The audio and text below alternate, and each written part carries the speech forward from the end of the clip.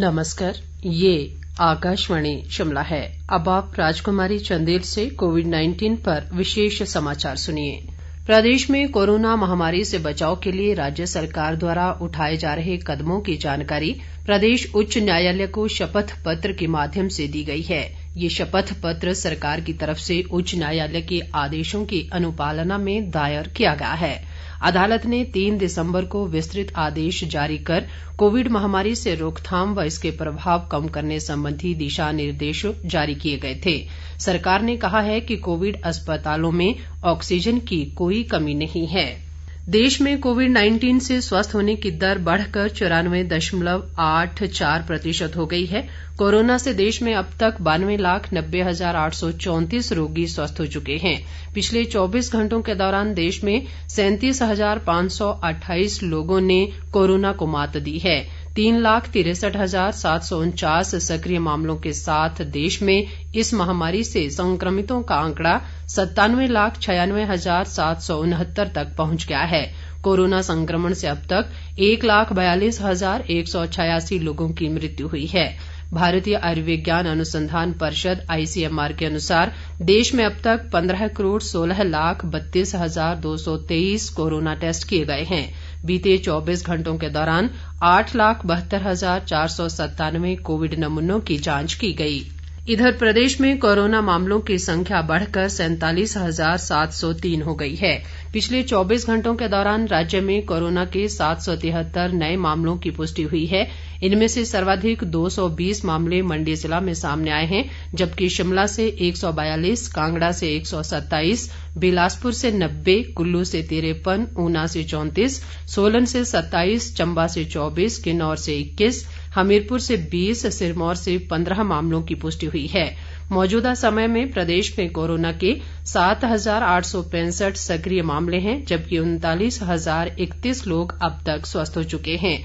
प्रदेश में कोरोना संक्रमण से अब तक 763 लोगों की मृत्यु हो चुकी है। पिछले कल 8 लोगों ने कोरोना से अपनी जान गंवाई है। प्रदेश में अब तक कोरोना के 5,98,201 नमूनों की जांच की जा चुकी है। इनमें 5,49,153 नमूनों की जांच रिपोर्ट नेगेटिव पाई गई है। मातृ व शिशु ममता स्वास्थ्य संस्थान नई दिल्ली के कार्यकारी निदेशक डॉक्टर सुनील मेहरा ने राज्य की आशा कार्यकर्ताओं के लिए 350 PPE किट और 1100 आशा किट कल मुख्यमंत्री जयराम ठाकुर को भेंट की। मुख्यमंत्री ने इस कार्य के लिए संस्थान का धन्यवाद किया और कहा कि ये योगदान संकट के समय में जरूरतमंदों के लिए सहायक सिद्ध होगा। कुल्लू का आयुर्वेदिक अस्पताल अब समर्पित कोविड केयर केंद्र के रूप में कार्य नहीं करेगा। उपायुक्त ऋचा वर्मा ने इस संबंध में पहले जारी की गई अधिसूचना को वापस लेने के आदेश जारी किए हैं। आदेश में कहा गया है कि निदेशक स्वास्थ्य सेवाएं विभाग ने गत 4 मई को कुल्लू के आयुर्वेद अस्पताल को समर्पित कोविड केयर केंद्र बनाने की अधिसूचना जारी की थी। अब क्षेत्रीय अस्पताल के पुराने भवन को जिला कोविड स्वास्थ्य केंद्र के तौर पर विकसित किया जा रहा है और अगले कुछ दिनों में 100 बिस्तरों का ये कोविड केयर अस्पताल तैयार हो जाएगा। मौजूदा समय में आयुर्वेद अस्पताल कोविड केयर केंद्र में बहुत कम कोरोना पॉजिटिव के मामले दाखिल किए जा रहे हैं। शिमला जिला के विभिन्न क्षेत्रों में उपमंडलाधिकारियों द्वारा 287 विवाह समारोहों का औचक निरीक्षण कर कोविड-19 के तहत विशेष संचालन मानकों की अनुपालना को सुनिश्चित बनाया गया। उपायुक्त आदित्य नेगी ने बताया कि इस कार्यवाही के तहत शिमला शहरी क्षेत्र में 17, शिमला ग्रामीण क्षेत्र में 58, ठियोग में 31, रामपुर में 48, कुमारसैन में 16, रोहडू में 79 और चौपाल में 38 निरीक्षण किए गए।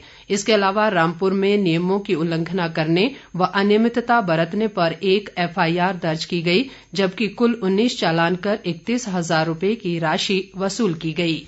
किन्नौर जिले में कोविड-19 महामारी से बचाव के लिए विभिन्न पंचायतों के प्रतिनिधि लोगों को जागरूक कर रहे हैं। पंचायतों ने जिले के ऊपरी इलाकों में मनाए जाने वाले नववर्ष पर्व लोसर व बौस कार्यक्रम का सामूहिक रूप से आयोजन न करने का निर्णय लिया है। इसके साथ ही ये समाचार बुलेटिन समाप्त हुआ। नमस्कार।